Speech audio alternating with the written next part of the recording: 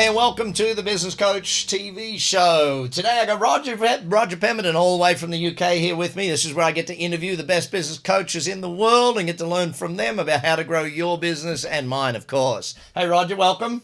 Thank you very much, Brad, and great to be here to talk to you about this sort of content.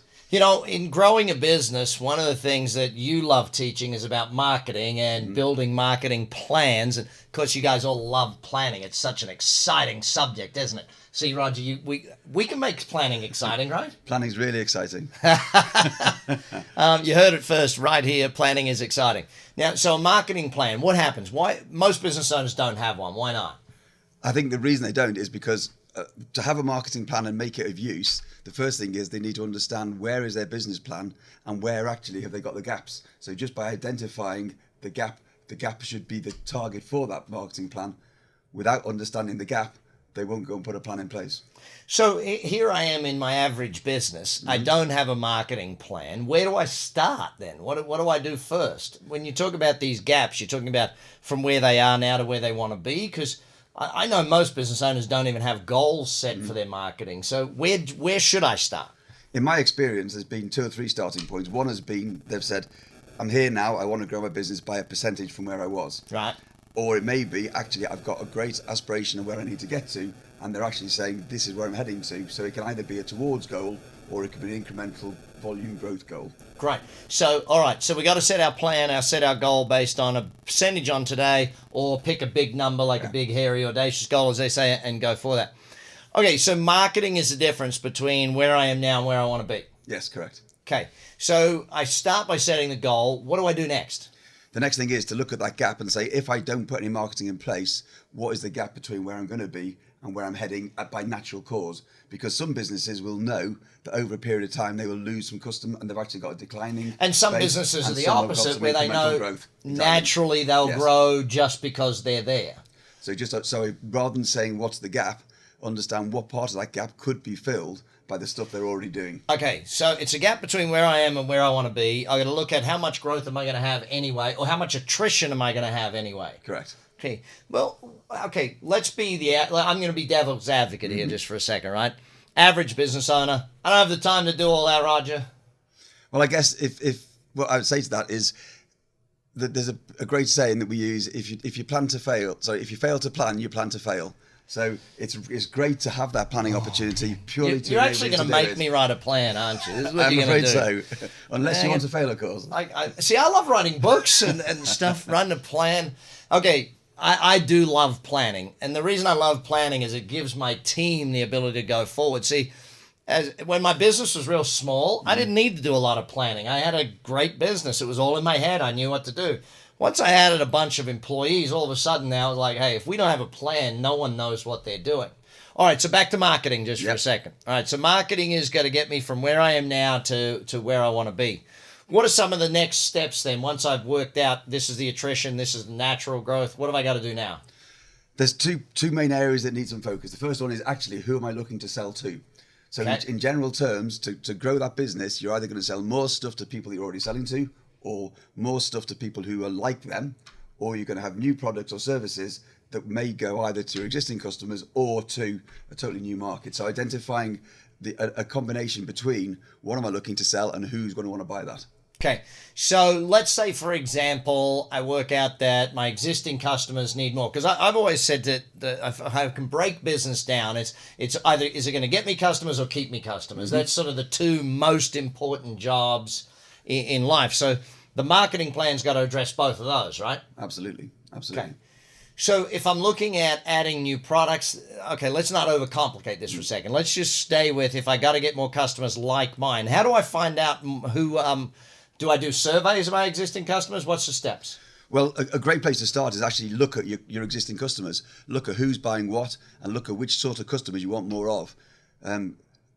In Action Coach, we talk about your A's and your B's, your C's and your D customers.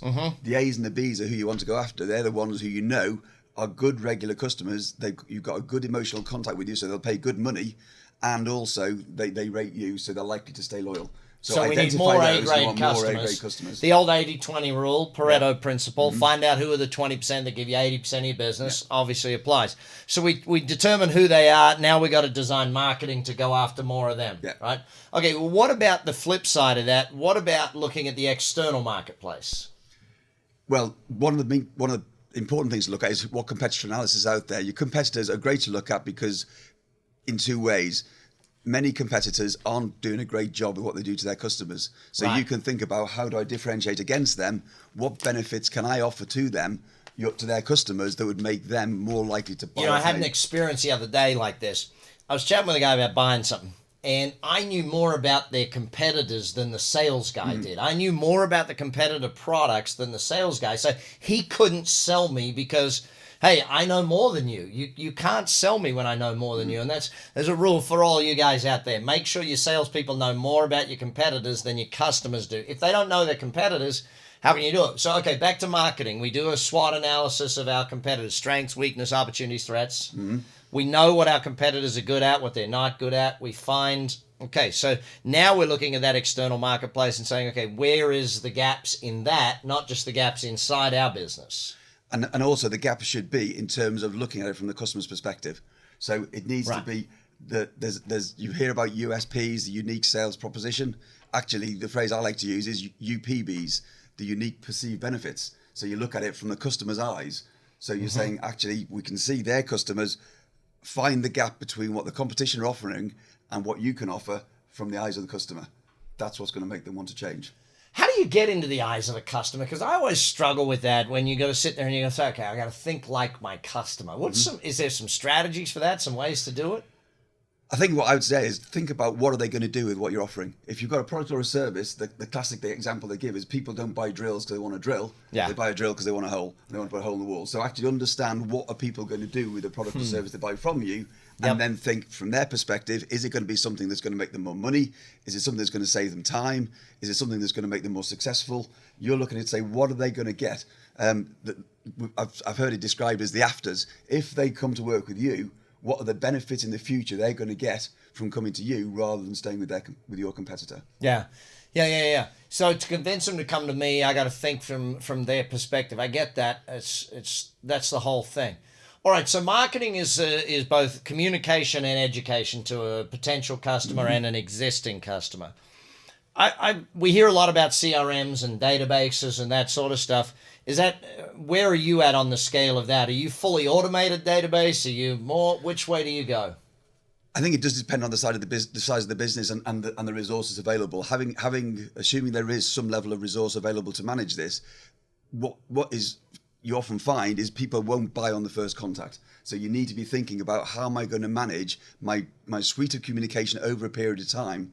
So you want the database to be able to tell you at the very least who are the customers, when do I next need to speak to them, and what do I need to say to them next? And also, what did I say to them last time? So that you keep that thread of communication going, so that to give you a level of consistency. So they've said to you, come and talk to me again. So it's not a cold call, it's a calling back as invited to continue a conversation, and you know where you need to go with it next. Yeah, I'm a very firm believer in automated databases. I really am. I mean, if a CRM isn't automated, you may as well not have the database, because you're not going to do stuff. You'll get too busy with other things and having it that.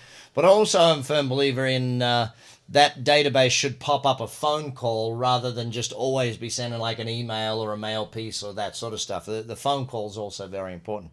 All right, so here's our last chance to convince people they need a marketing plan. What do we convince everybody watching why you need a marketing plan? The reason you need a marketing plan is to be able to say, who is it I'm looking to go after? What is it I'm looking to talk to them about? And then you can map out the number of contacts you're going to make to those customers, why you're speaking to them, and what you're going to talk to them about. So it becomes a mix of targets and strategies to enable you to have a mix of communication. As you say, put it into the CRM and set some accountabilities, either for yourself or whoever's managing this, to be able to look at, do some test and measure around what is my return on investment, what is my cost for acquiring customers, or what is the value I'm getting from it, so I can clearly say this has been a valuable exercise. Dang, dude, you just went into like 4 million other strategies right there. So if you want to chat to Roger, chat to Roger. I'll tell you why I think you need a marketing plan. If you're going to spend money on marketing, you better plan it, or you'll just waste your money. You know, I think that's the simplest point. Roger Pemberton, great coach, UK. Follow him up, have a chat with him. This is the Business Coach TV show. Tune in again next time.